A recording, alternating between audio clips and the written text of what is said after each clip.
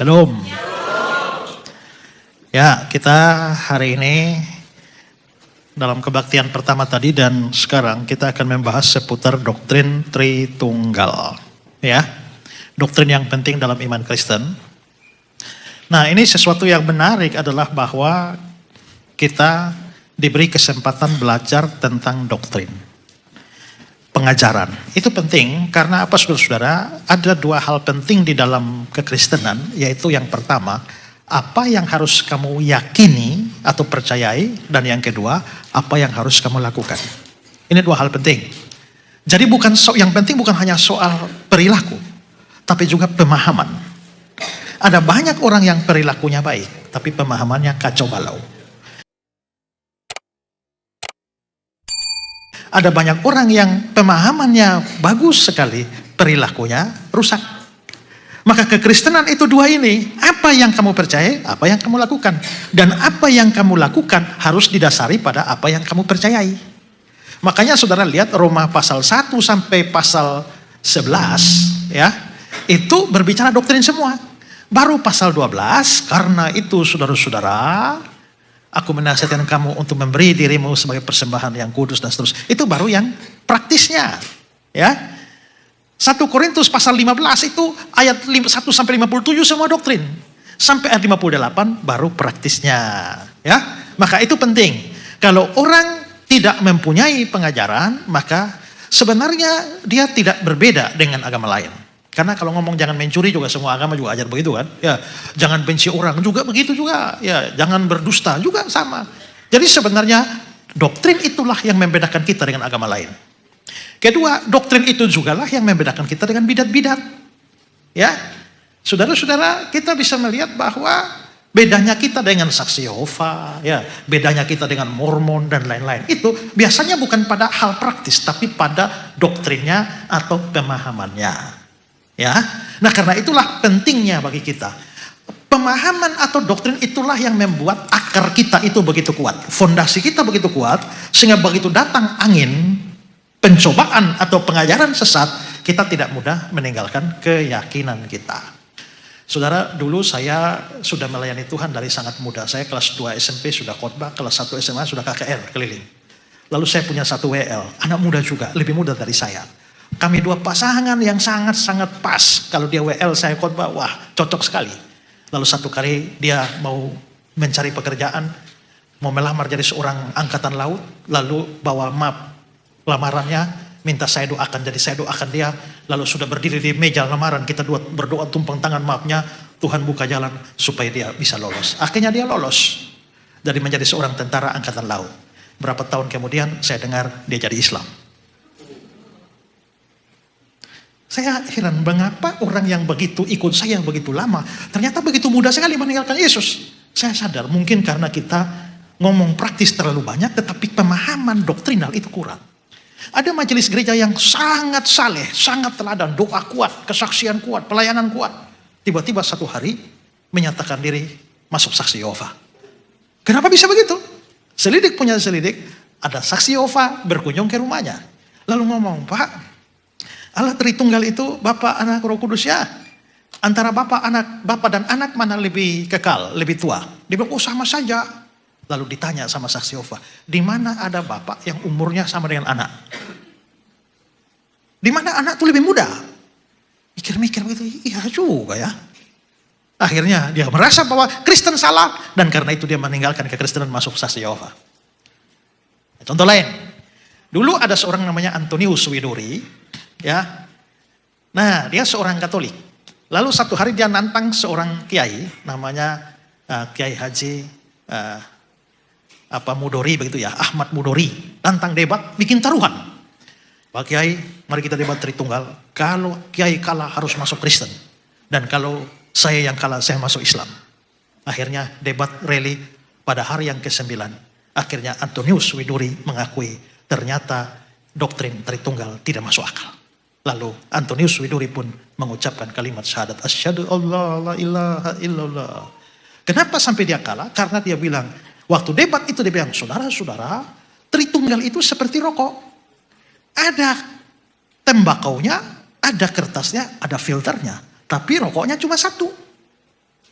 Lalu Pak Kiai ambil rokok, Pak Kiai preteli dia, kertasnya di sini, filternya di sini, tembakonya di sini. Lalu Pak Kiai ambil tembakonya. Apakah tembakau ini rokok? Bukan. Apakah filter ini rokok? Bukan. Apakah kertas ini rokok? Bukan. Kalau begitu, tembakau sepertiga rokok, filter sepertiga rokok, kertas sepertiga rokok. Maka apakah Bapa itu Allah? Beda, sepertiga Allah. Anak sepertiga Allah, Roh Kudus sepertiga Allah. Antonius pikir-pikir, iya juga ya. Masuk akal ya. Akhirnya Antonius mengakui iman Kristen tidak masuk akal. Nah itu contoh-contoh bahwa ketika orang sesaleh apapun, tapi kalau pengertiannya tidak ada, maka dia dengan sangat mudah meninggalkan iman Kristen. Maka disitulah belajar doktrin itu penting, di samping kita juga belajar hal praktis. Dan saya sangat salut untuk gereja ini. Apalagi ada gereja karismatik yang khotbahnya tentang Tritunggal. Ya, itu luar biasa. Nah, tadi dalam kebaktian pertama saya sudah menjelaskan soal bagaimana memahami doktrin Tritunggal. Dan kita sampai pada kesimpulan bahwa doktrin Allah Tritunggal itu adalah Allah itu esa di dalam hakikatnya. Tapi tiga di dalam pribadinya. Pribadinya tiga, hakikatnya satu atau sama. Kalau di tangan saya ada satu lempeng tanah liat, lalu saya bentuk tanah liat itu menjadi pot bunga, taruh di sini. Saya bentuk lagi dari tanah liat yang sama, saya taruh jadi cangkir. Lalu bentuk lagi yang sama jadi periuk. Maka di sini ada pot bunga, ada cangkir, ada periuk. Apakah pot bunga adalah cangkir? Bukan. Apakah cangkir itu periuk? Bukan. Apakah periuk itu pot bunga? Bukan. Tapi pot bunga, cangkir, periuk itu mempunyai bahan dasar yang sama, yaitu tanah liat. Kalau begitu hakikatnya sama, walaupun ternyata bentuknya berbeda. Nah itu kira-kira analogi sederhana untuk memahami perbedaan antara hakikat dan pribadi. Kita simpulkan tadi dalam kebaktian pertama bahwa Bapa adalah Allah, Anak adalah Allah, Roh Kudus adalah Allah, tapi bukan tiga Allah. Masing-masing berdiri sendiri, bukan sepertiga Allah. Masing-masing berdiri sendiri, Allah full. Tapi begitu digabungkan, bukan tiga Allah. Bagaimana bisa begitu? Nah tadi saya kasih ilustrasi. Satu kali saya diminta ngajar Tritunggal di anak SMA. Lalu saya bingung ini bagaimana menjelaskannya. Akhirnya saya mampir pasar beli salak. Lalu saya beli salak, saya sudah hitung yang siungnya 3. Lalu saya ambil, adik-adik ini apa? Salak, berapa salak? 1.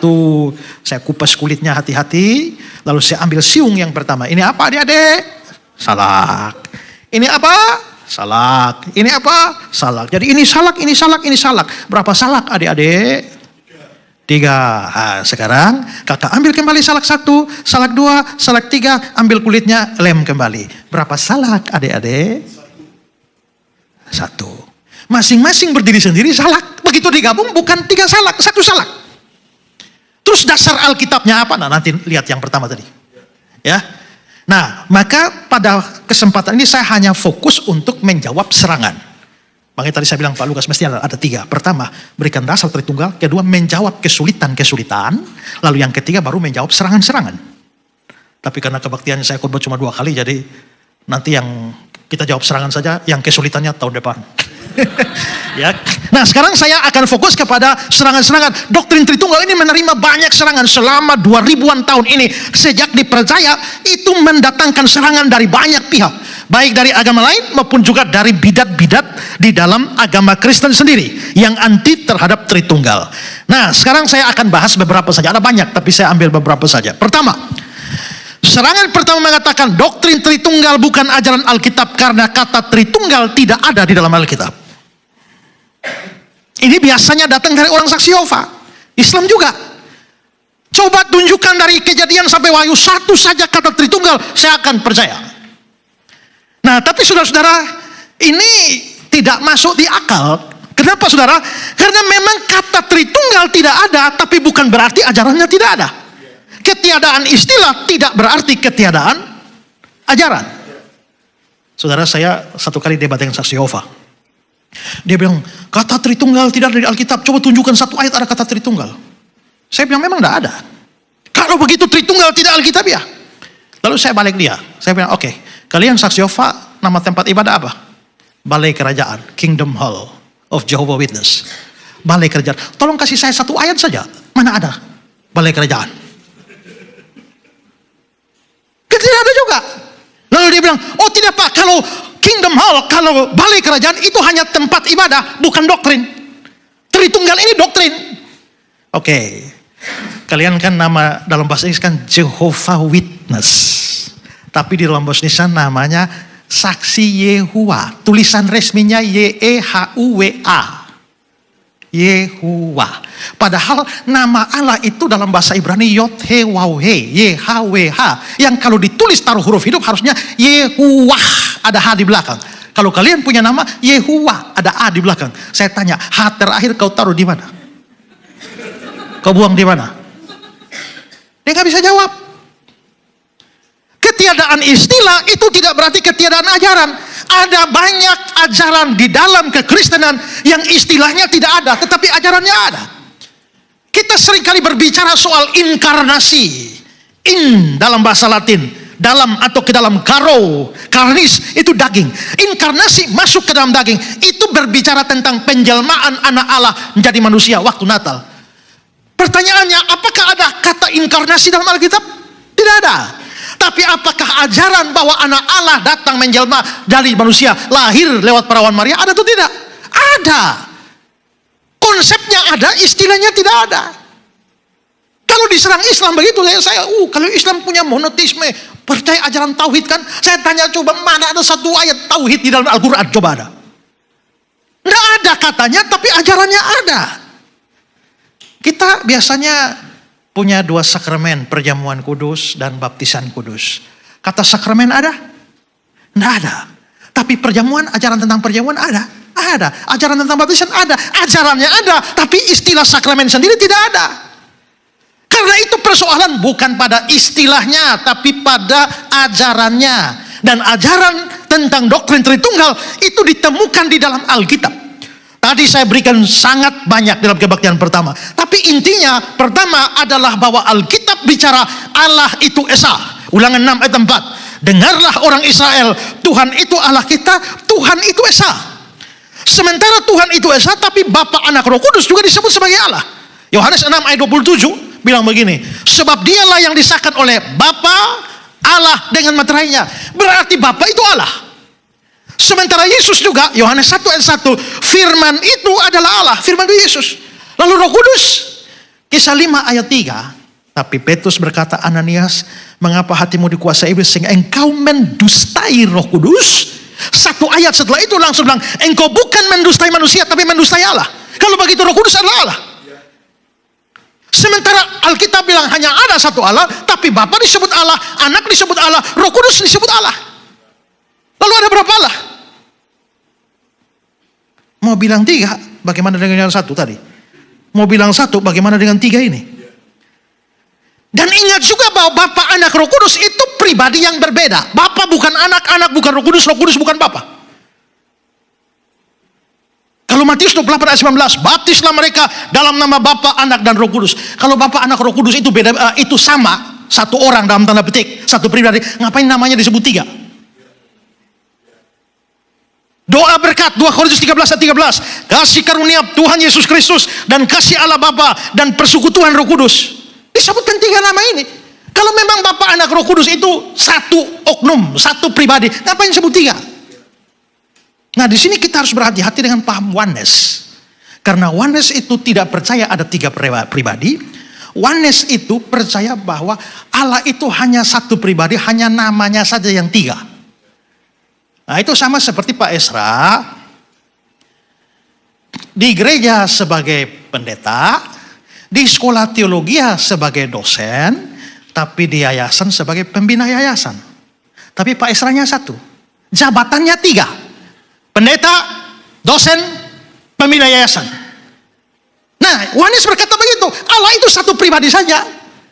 Dulu zaman perjanjian lama dia tampil sebagai Bapa. Zaman perjanjian baru dia tampil sebagai anak, zaman gereja dia tampil sebagai Roh Kudus, tapi pribadinya satu.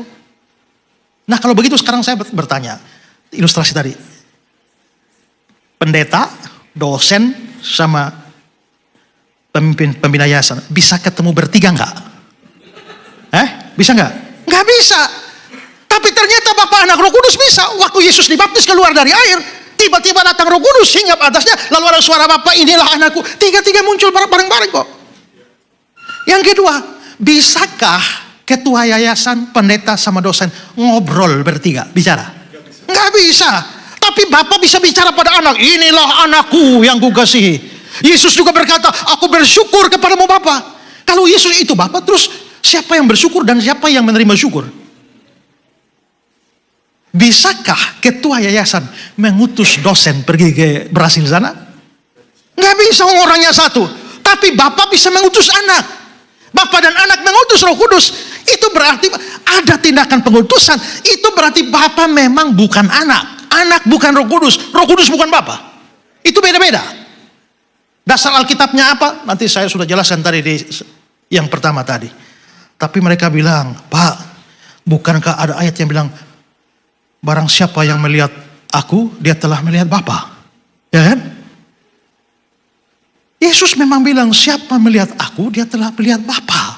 Benar. Tapi itu bukan berarti Bapa itu sama pribadi dengan anak. Itu disebutkan karena anak merepresentasikan Bapa. Tidak ada yang pernah lihat Bapa itu. Tapi lewat kehadiran anak, orang jadi kenal Bapa. Tidak ada seorang pun yang mengenal Allah. Tapi anak tunggal Allah yang ada di pangkuan Allah, dialah yang menyatakannya. Saya kasih cerita begini. Dulu ada satu pendeta, namanya pendeta Raprap di Jakarta. Lalu dia tinggal di Indonesia dan sebelum dia lahir, omnya itu sudah pindah di Belanda. Nah, jadi dia sendiri belum pernah lihat wajah omnya.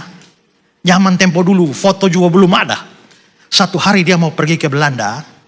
Nah, lalu sudah janjian lewat surat itu, lewat telegram waktu itu, bahwa saya belum pernah lihat wajahnya om. Nanti om tunggu di kereta api, di stasiun. Saya belum pernah lihat mukanya om, bagaimana saya tahu om itu? Lalu om itu balas telegram, kalau kau pernah lihat wajah bapakmu, kau pasti akan kenal saya. Maksudnya apa? Omnya dan bapaknya mirip sekali. Hidungnya sama, matanya sama, rambutnya sama. Jadi kalau kau pernah tahu bapakmu, kau pasti kenal saya. Karena mirip. Saya kemarin lihat ponaan saya lihat foto ponaan saya diposting oleh adik ipar saya. Lalu saya langsung chat adik ipar saya. Ini foto kamu yang dulu ya. Dia ketawa. Kenapa? Karena saya lihat ponaan saya itu wajahnya tuh persis mamanya yang tempo dulu yang saya kenal 20 tahun yang lalu. Kalau begitu anak itu merepresentasikan ibunya, maka lihat anaknya bisa dianggap sudah lihat ibunya. Maka lihat anak itu telah lihat Bapa. Itulah yang Yesus maksudkan. Tapi itu bukan berarti bahwa anak adalah Bapa, Bapa adalah anak. Karena itu doktrin Tritunggal yang benar. Bapa bukan anak, anak bukan Roh Kudus bukan Bapa. Itu beda-beda. Nanti yang turun waktu Natal dan naik di atas kayu salib itu hanya anak, Bapa tidak, Roh Kudus tidak. Makanya kalau berdoa hati-hati. Oh Bapa, terima kasih karena Engkau telah mati bagiku. Bapa tidak pernah mati bagimu. Yang mati itu cuma anak. Itu hati-hati dengan Yesus juga bukan Roh Kudus. Dulu ada lagu diciptakan, Yesus Engkau Roh Kudus yang turun ke bumi. Salah itu. Yesus bukan Roh Kudus bukan Yesus. Gara-gara diprotes lalu lagu itu diubah, Yesus Engkau Rajaku yang turun ke bumi. Ya itu baru benar.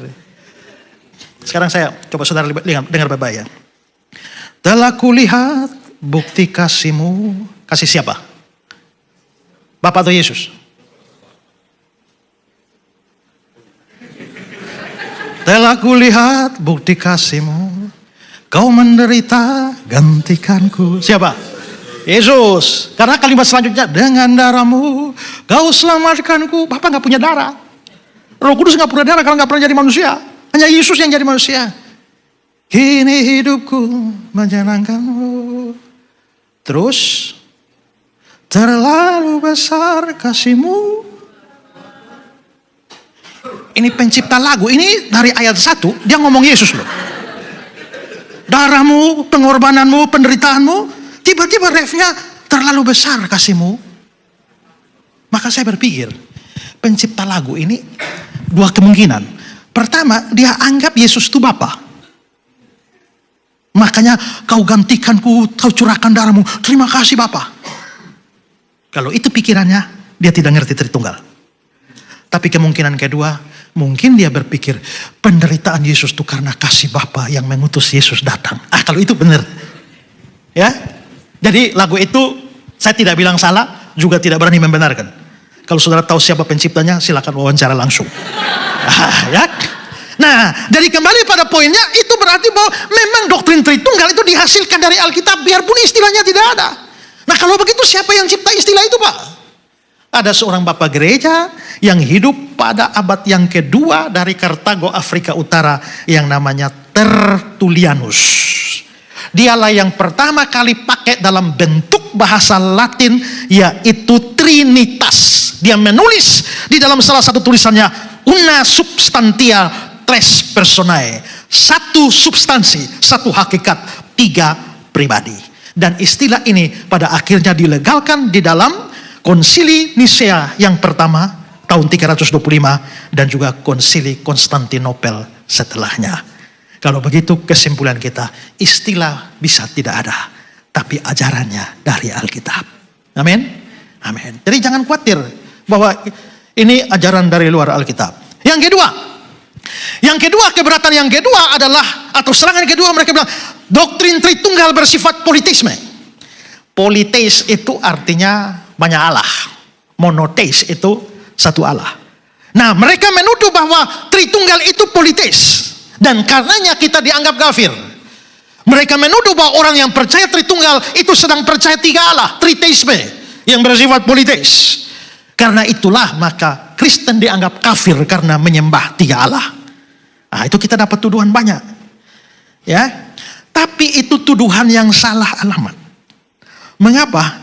Karena Tritunggal bukan triteisme. Saudara, di sini ada posisi pertama, satu Allah, satu pribadi.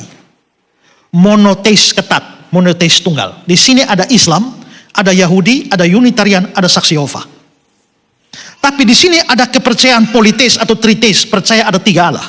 Kebudayaan Yunani kuno, Roma kuno, Mesir kuno, Babylon kuno ada di sini.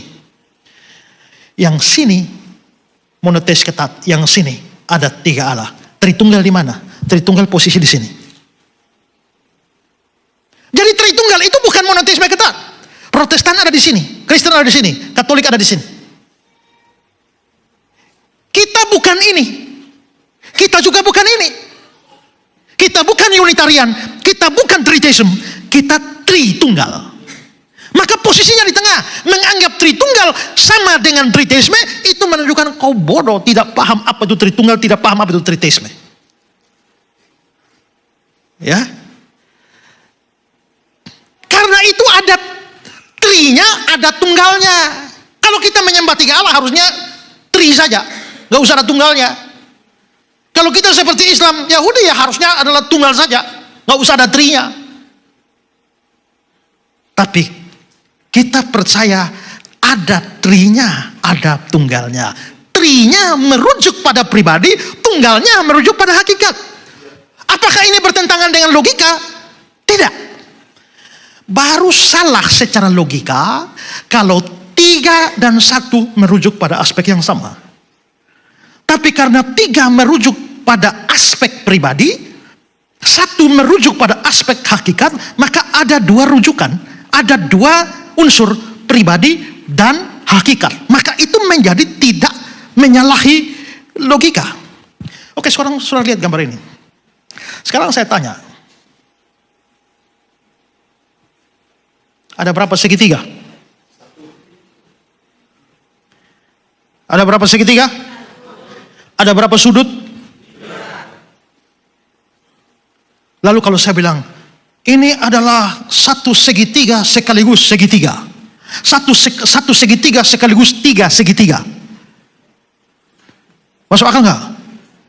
Nah, itu namanya cacat logika. Bagaimana satu segitiga bisa sekaligus 3 segitiga? Tapi kalau saya mengatakan ini adalah 3 sudut sekaligus 1 sudut, nggak bisa juga.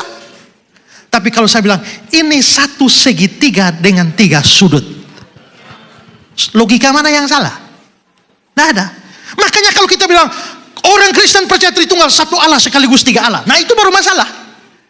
Atau kalau kita percaya 3 pribadi sekaligus 1 pribadi, nah itu cacat logika. 3 satu segitiga dengan 3 sudut itu tidak menyalahi logika. Kenapa? Karena 3 dan 1 mengacu pada aspek berbeda. 1 mengacu pada bentuknya dan 3 mengacu kepada sudutnya. Begitu juga Tritunggal, 3 mengacu kepada pribadinya dan 1 mengacu kepada hakikatnya. Ya, masih sukar kah?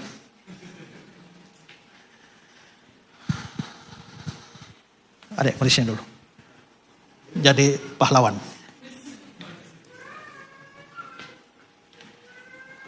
Berdiri menghadap sana.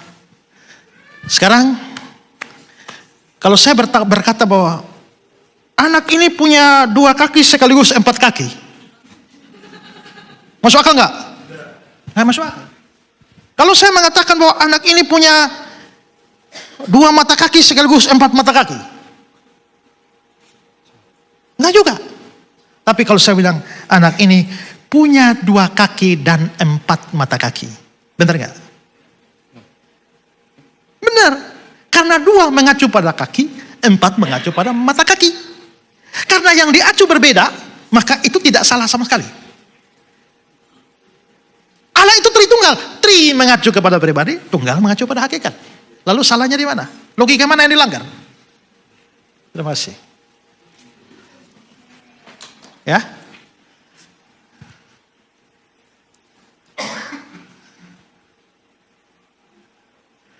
Memang mendengar khotbah begini mesti.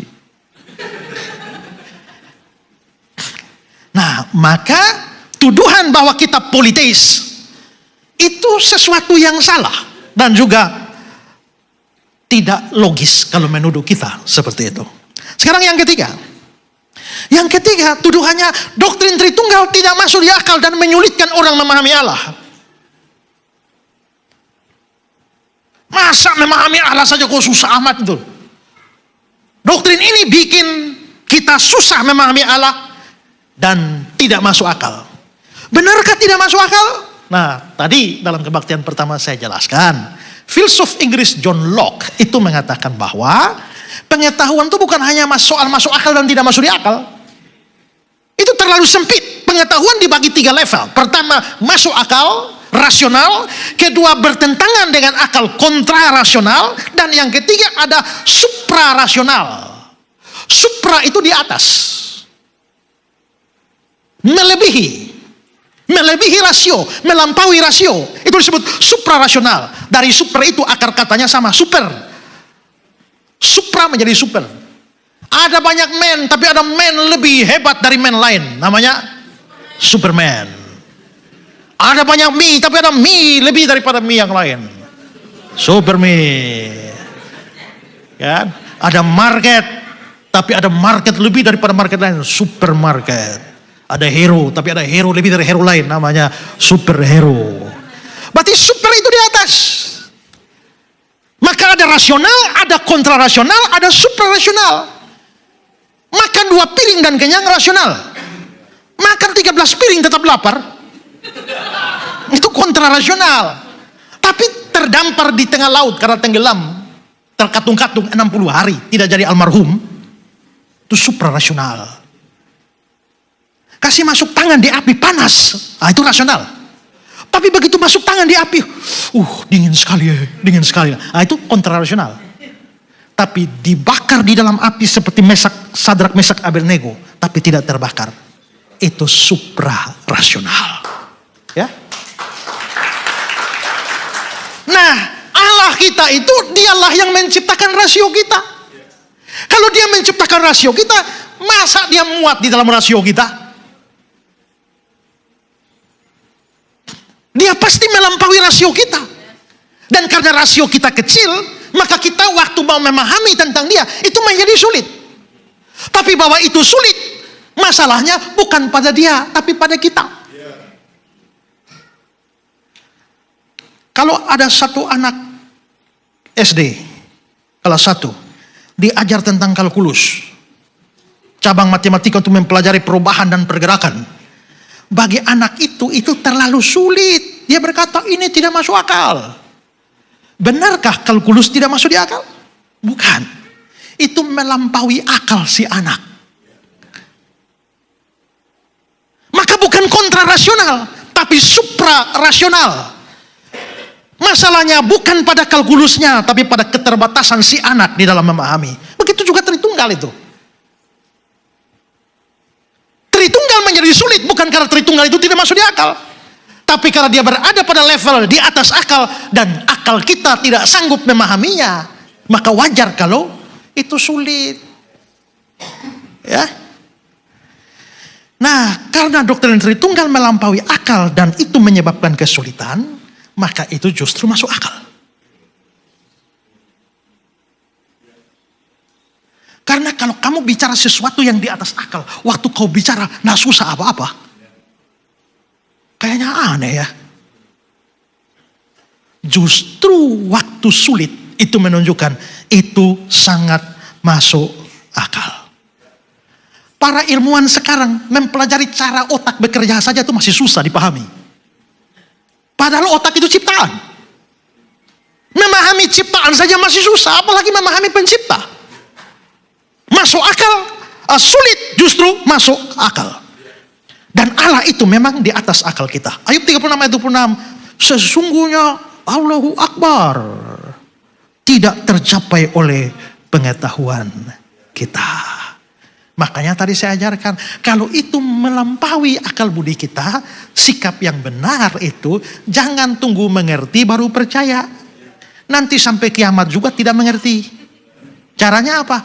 Mengerti dulu baru percaya, dulu baru mengerti. Itu ya. Dalam banyak hal di dunia ini kita bahkan bukan hanya percaya, mempercayakan diri. Kalau terlalu rasional dan menuntut bukti segala macam, kamu tidak bisa hidup. Waktu saya mau datang ke ruangan ini, saya mau duduk. Saya tidak boleh langsung duduk. Saya mesti hitung. Kursi ini terbuat dari apa? Dan dari kaki-kakinya 4 terbuat dari besi ini, dia mampu menampung berapa bobot? Dia mampu menampung berapa kilo? Dan berapa kilo berat badan saya? Saya mesti hitung dan cakar-cakar dulu. Setelah tahu bahwa daya tahannya lebih besar dari berat tubuh saya, baru saya duduk. Kalau tidak, saya nggak berani duduk. Siapa di antara saudara datang masuk pakai hitung-hitungan begitu di otak? Kan tidak kan? Saudara langsung duduk kan? Tanpa sadar saudara sudah menyatakan iman saudara kepada kursi ini.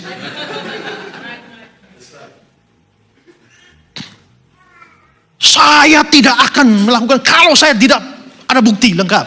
Waktu saudara naik pesawat, saya tanya, saudara ada bukti bahwa pilotnya itu pernah lulus sekolah? Lihat ijazahnya. Kan tidak kan? Saudara bahkan tidak tahu siapa dia. Dan seandainya dia pilot yang menyamar, selamat jalan ke alam baka. Tapi saudara waktu naik pesawat, saudara yakin kalau dia bisa duduk di situ, pasti dia sekolah. Dan pasti dia sudah berpengalaman. Saudara naik dan menyerahkan diri saja di atas pesawat. Dan seandainya dia bawa saudara ke neraka, ya. Kan itu. Waktu pergi ke dokter, Pak dokter saya sakit ini. Lalu dokter sorong resep pada saudara. Dia coret-coret saya kayak cakar ayam itu. Saudara bisa baca. Tapi saudara yakin betul bahwa yang dia kasih itu adalah obat kan? Apa saudara tidak curiga bahwa dia tolong berikan racun tikus 3 kali 1? Mati saudara. Dalam hal itu saudara beriman pada dokter itu. Walaupun saudara tidak mengerti, maka disitulah memahami Tritunggal terlalu sukar. Maka yang paling penting adalah iman mendahului pengertian. Makanya sekian lama kan sudah percaya ya. Maka sekarang kita belajar supaya bisa mengerti. Menambahkan pengertian kepada iman kita. Dalam hal Injil, jangan percaya sebelum mengerti. Mengerti Injil baik-baik, baru percaya. Tapi dalam hal Tritunggal, percaya dulu. Nanti Tuhan tuntun saudara mengerti. Itu yang saya bilang tadi, anak kecil dikasih mamanya minum susu sapi. Dia gak minum. Besok kasih susu sapi, gak minum lagi. Besok kasih susu sapi, gak mau. Nah, kenapa kamu gak minum? Mama, saya tidak akan minum susu sapi sampai saya mengerti kenapa sapi hitam makan rumput hijau keluar susu putih. Mamanya bilang, nah minum saja. Lu tidak ngerti juga minum sajalah. Karena itu sehat buat kamu. Nanti kalau ada kesempatan belajar, baru kamu cari tahu kenapa hitam makan rumput hijau keluar susu putih. Nah itu nanti itu, tapi sekarang minum. Nah, begitu juga iman kita harus mendahului pengertian kita. Maka kita mengerti bukan supaya kita percaya, tapi kita mencoba mengerti apa yang sudah kita percayai. Amin. Sekarang yang keempat. Yang keempat ada serangan, ini serangan dari saksi Yehova. Dan diikuti oleh Islam. Doktrin Tritunggal adalah penyusupan ajaran-ajaran dewa tiga serangkai dalam agama-agama kuno. Dan harus diakui bahwa di dalam agama-agama kuno ada dewa-dewa tiga serangkai. Ya, misalnya dewa tiga serangkai dari Mesir. Ini dewa tiga serangkai Mesir, ada Osiris, Isis, dan Horus. Itu disembah oleh orang Mesir, tiga dewa ini. Osiris, Isis, dan Horus. Orang Babilonia menyembah dewa tiga serangkai, Anu, Enlil, dan Ea. Ini sesembahannya orang Babilon. Dari Yunani mereka menyembah dewa tiga serangkai, Zeus, Poseidon, dan Hades. Dan sebenarnya masih banyak lagi. Jadi, di sini ada dewa tiga serangkai, dewa tiga serangkai, dewa tiga serangkai, dewa tiga serangkai. Lalu akhirnya saksi Yehova bilang, kalau begitu sebenarnya doktrin Tritunggal itu hasil penyusupan yang ini. Masuk ke dalam kekristenan, sehingga kekristenan yang percaya doktrin Tritunggal sesungguhnya adalah ajaran kafir yang masuk ke dalam Kristen. Itulah sebabnya saksi Yehova tidak percaya Tritunggal. Karena mereka anggap ajaran kafir. Tapi sekarang bagaimana kita menjawabnya? Saudara, menurut saya kebodohan mereka dengan tuduhan ini adalah mereka hanya melihat bahwa doktrin Tritunggal, Bapa, Anak, Roh Kudus ada tiga. Kok mirip ya dengan yang ini ya? Karena ada tiganya. Ya, Osiris, Isis, Horus, Anu, Enlil, Ea, Zeus, Poseidon, Hades, Bapa, Anak, Roh Kudus. Kok sama ya? Nah, karena ada kesamaan pada tiga pribadi itu, lalu mereka menyimpulkan bahwa doktrin Tritunggal berasal dari kepercayaan kafir. Kenapa saya bilang itu kebodohan? Karena begini, kalau orang hanya melihat kesamaan antara A dan B, lalu menganggap bahwa B berasal dari A, dan lupa melihat perbedaan antara A dan B. Nah, oke. Menurut saudara, apakah ada persamaan antara monyet dan manusia? Ada samanya enggak? Ada itu. Manusia bisa nari, monyet juga bisa. Ya kan? Karena ada kesamaan antara monyet dan manusia, kesimpulan kita, manusia berasal dari monyet. Salahnya di mana? Salahnya karena lu hanya lihat kesamaannya manusia dengan monyet, lu lupa perbedaan manusia dengan monyet. Samanya manusia dengan monyet itu sekuku hitam, tapi bedanya manusia dengan monyet itu tumpuk begitu banyak. Kau mau apakan? Manusia menari, monyet bisa menari. Tapi coba, bisakah monyet paduan suara? Bagi suara 1, suara 2, suara 3, tenor, bariton, bass, semua bisa? Nggak bisa. Manusia bisa cipta ini, cipta itu, cipta teknologi AI dan sebagainya. Monyet bisa? Nggak bisa. Hari apa di mana saya ada tanya, kira-kira antara kalau diadu manusia paling idiot dan monyet paling pintar, hebat mana? Hal itu pernah diteliti. Dan ternyata monyet paling pintar masih lebih unggul dari manusia paling idiot. Monyetnya lebih. Lalu akhirnya satu pendeta ditanya, menurut Bapak monyet paling pintar diadu sama manusia paling idiot, menang mana? Dan pendeta ini sudah tahu hasil penelitian itu. Pendeta ini bilang, ya memang monyet paling pintar, lebih pintar daripada manusia paling idiot. Tapi problemnya, jangan kau lihat monyet pintar itu dan manusia idiot ini. Lihat jenisnya. Manusia idiot ini dia memang idiot. Tapi besok kalau dia kawin, dia bisa melahirkan anak jadi guru, jadi dosen, jadi profesor, jadi insinyur, jadi segala macam orang hebat. Tapi monyet paling pintar tuh 1000 kali kawin, anak cucunya tidak lulus SD. Jadi jangan lihat persamaannya, lihat perbedaannya. Sekarang saya tanya saudara, siapa di antara saudara yang lahir langsung bisa berenang? Gak bisa kan? Tapi saudara tahu katak itu lahir bisa berenang. Benar ya? Tapi katak itu biarpun dia berenang, dia hanya bisa satu gaya, yaitu gaya katak. Tapi manusia itu dia bisa belajar, dia gaya katak, gaya kupu-kupu, gaya punggung, gaya bebas, dan gaya batu. Mana ada manusia lahir bisa menyanyi langsung? Gak ada. Tapi burung begitu lahir tuh bisa nyanyi. Tapi sampai mati, burung tidak bisa bikin choir bagi suara. Gak bisa, manusia bisa. Kalau begitu kita bisa lihat ada persamaan antara binatang dengan manusia. Tapi persamaan itu tidak menyebabkan kita menyimpulkan bahwa manusia berasal dari binatang. Karena ada persamaan dengan monyet, berarti manusia berasal dari monyet. Hanya karena ada persamaan antara yang ini dengan Tritunggal, lalu kesimpulannya Tritunggal berasal dari ini. Kau lupa perbedaan ini dengan Tritunggal itu apa? Lalu perbedaannya apa, Pak? Nah, kita ke yang tadi, Dewa 3 serangkai Mesir, Osiris, Isis, dan Horus. Sudah tahu itu siapa? Coba kembali. Nah, ini Osiris, Isis, dan Horus. Sudah tahu siapa? Itu Bapak, Mama, dan anak. Ya. Jadi Osiris dan Isis kawin baru melahirkan Horus. 3 dewa yang adalah keluarga. Pertanyaannya, apakah doktrin Tritunggal itu begitu? No. 3 serangkai Babylon tadi, Anu, Enlil, dan Ea, itu 3 dewa yang masing-masing punya wilayah kekuasaan. Anu itu berkuasa atas langit, dewa langit. Enlil itu berkuasa atas udara, angin, dan atmosfer. Ea itu berkuasa atas air. Dan yang satu tidak bisa mencampuri daerah kekuasaan yang lain. Apakah Bapa, Anak, Roh Kudus punya wilayah kekuasaan? Tidak, beda. 3 dewa serangkai Yunani, Zeus, Poseidon, dan Hades. Zeus itu penguasa langit, Poseidon itu penguasa laut, dan Hades itu penguasa dunia orang mati. Yang satu tidak bisa mencampur yang lain. Apakah Tritunggal seperti itu? Tidak.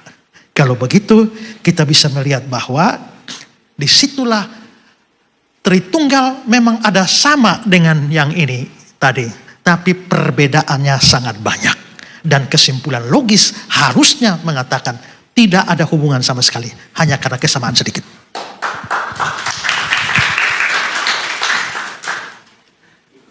Di sini banyak saksi Yehova enggak? Ya, harusnya pusatnya tuh di Amerika sini. Ya, saya biasa kalau kemana-mana ada ketemu, biasa kan saksi Yehova tuh suka berkunjung.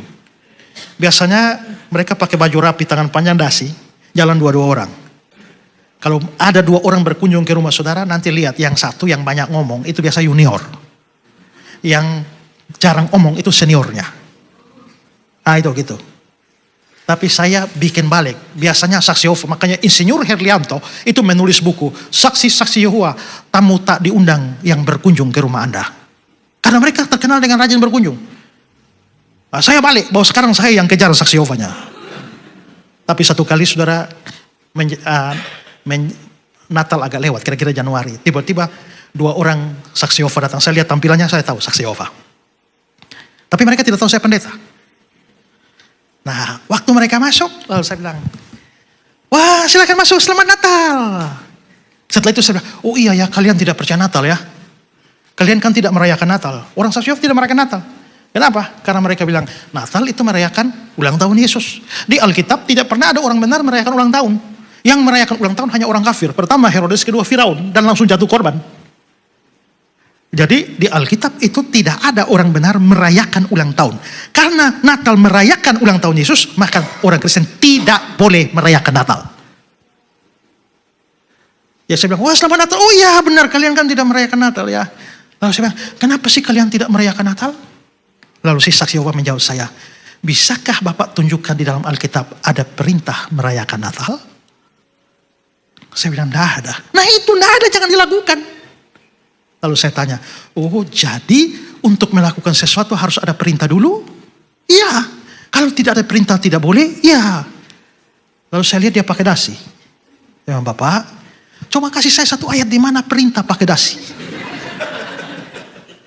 Ada? Tidak ada. Kalau tidak ada, kenapa pakai dasi? Ya karena kan juga tidak ada larangan untuk pakai dasi di Alkitab. Oke, kalau begitu tolong kasih saya satu ayat. Dilarang merayakan Natal. Ada? Tidak ada itu. Tapi tidak ada bidat atau aliran sesat di dunia yang perkembangannya lebih cepat dari saksi Yehova. Tidak ada bidat di dunia yang pakai ayat lebih banyak dari saksi Yehova. Pelintir ayatnya luar biasa. Coba ayat kita bilang begini.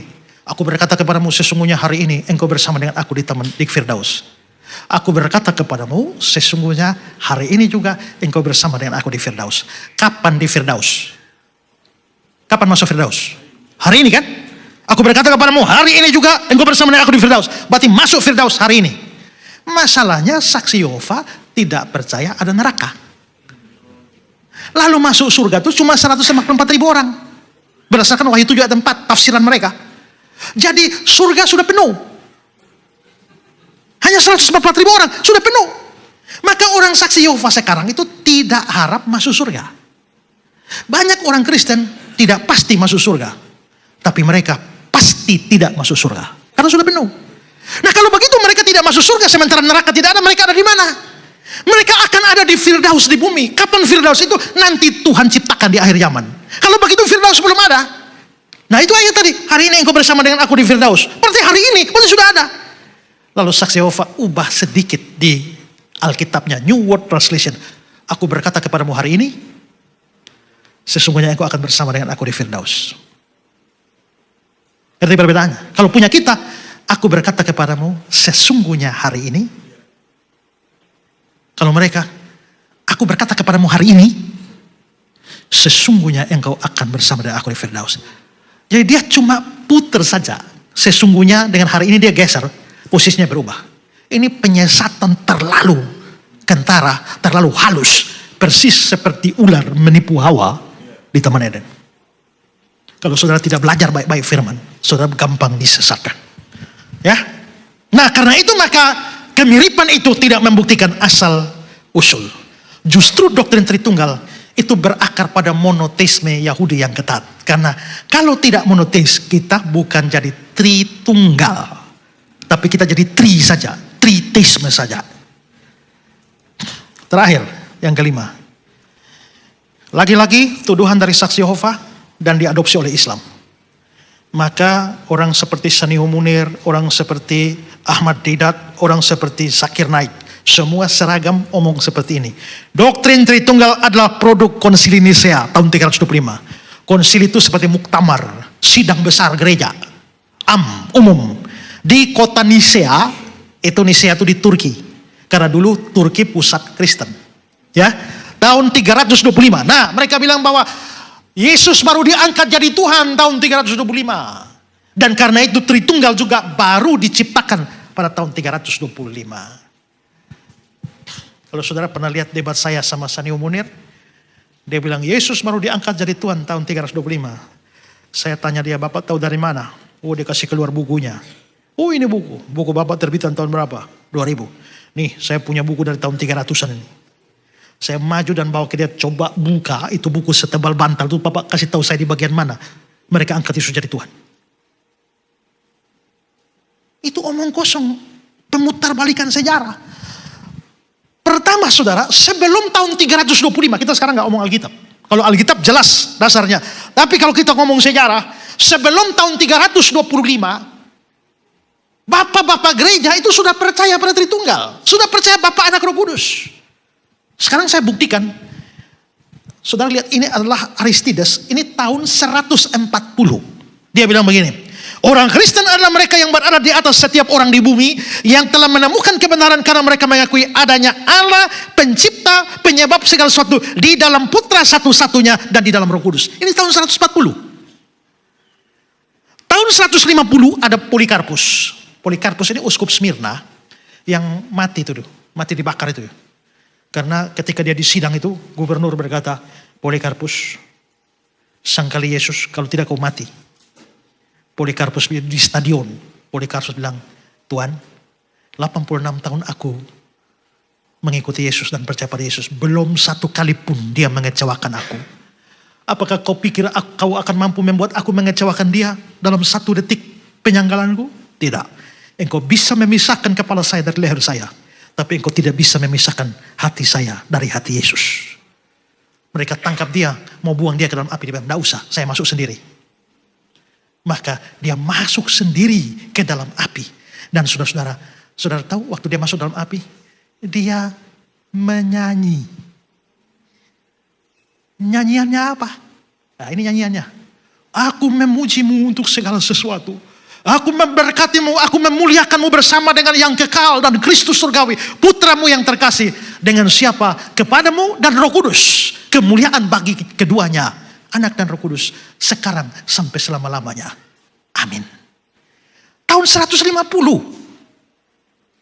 Mau masuk api, pujian pada Tritunggal. Allah Bapa, dia bersyukur pada Bapa, tapi dia bilang kemuliaan bagi keduanya, Yesus dan Roh Kudus sampai selama-lamanya.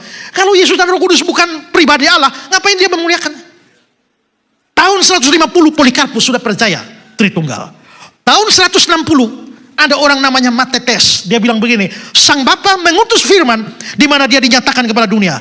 Ini adalah dia yang berada dari awal, yang nampaknya seperti baru dan telah ditemukan tua. Ini adalah dia yang berada dari kekal, yang sekarang disebut sebagai Sang Putra. Dia percaya keilahian Sang Putra. Tahun 180 ada bapak gereja namanya Irenaeus. Dia bicara tentang Yesus. Dia bukan malaikat.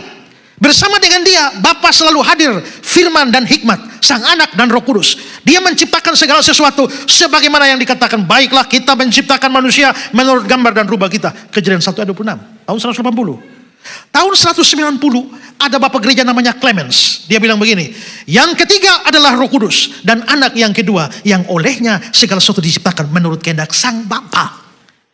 Dan tahun 200 ada bapak gereja namanya Tertullianus. Dia bilang begini, semua kitab suci memberikan dasar yang jelas dari Tritunggal. Dia orang pertama yang gunakan istilah Tritunggal. Dan dia bilang, Allah berbicara dalam bentuk plural. Baiklah kita menciptakan manusia menurut gambar dan rupa kita. Karena sudah ada di sana anaknya, pribadi kedua, firmannya sendiri. Dan ketiga, roh dalam firman itu. Satu substansi dalam tiga pribadi yang koheren. Dia adalah satu Bapa, Anak, dan Roh Kudus. Saya bisa urut panjang, tapi saya hanya mau menunjukkan. Saudara lihat, mulai dari tahun 140 sampai 200, itu saya cuma pilih satu-satu kutipan saja. Karena untuk bisa membuktikan itu saya bikin buku sendiri. Benarkah doktrin Tritunggal produk Konsil Indonesia? Ya. Nah dari situ kita bisa lihat di bawah tahun 200 bapak-bapak gereja semua percaya Tritunggal. Lalu bagaimana tahun 325 baru Tritunggal diproduksi? Itu salah sejarah itu. Pertanyaan kita, kalau begitu tahun 325 itu ada apa sebenarnya? Nah begini, ada seorang uskup dari Mesir, Alexandria, namanya Arius. Arius ini bilang, mula-mula hanya ada Bapa. Anak belum ada. Lalu Bapa menciptakan anak, baru anak menciptakan dunia ini. Jadi Bapa nomor 1, anak nomor 2. Itu memecah gereja. Ajaran sesat Arius menyebar kemana-mana. Dan seluruh imperium Bizantium, Romawi Timur, itu terpengaruh. Maka akhirnya Kaisar Konstantin, penguasa Bizantium, itu mengundang seluruh uskup datang, bikin sidang di kota Nisea. Dan disitulah dihadirkanlah Arius, pencetus ajaran itu. Lalu sebagai lawannya adalah seorang uskup lain yang namanya Athanasius. Maka debatlah Arius dan Athanasius disaksikan oleh seluruh uskup yang ada. Dan pada akhirnya mereka memutuskan manakah ajaran yang lebih alkitabiah.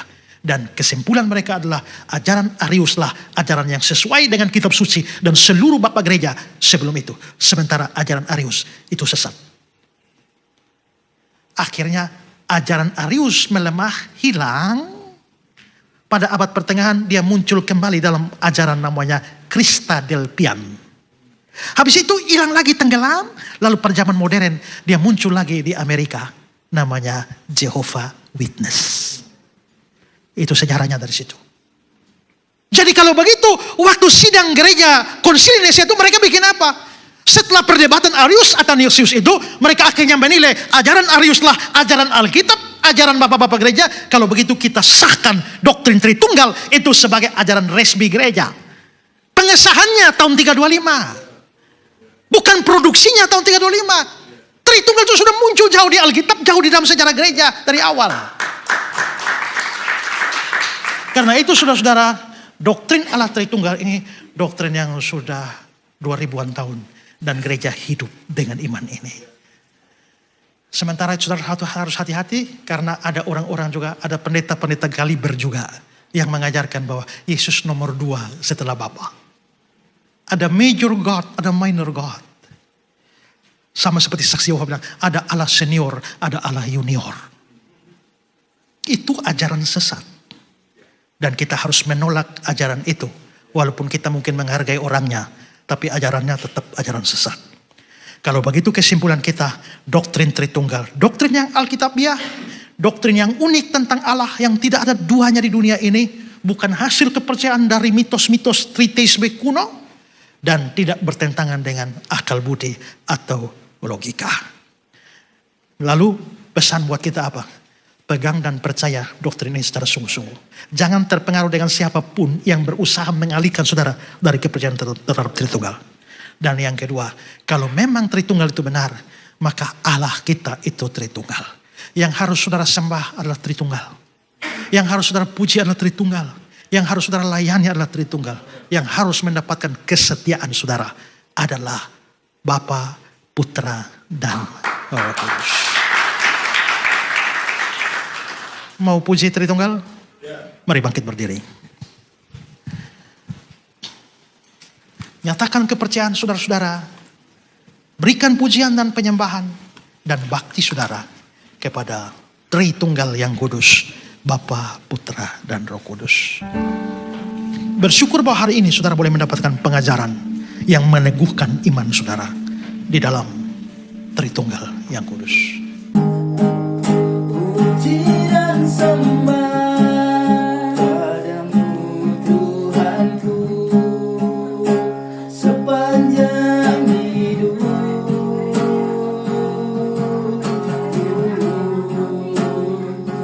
Inilah yang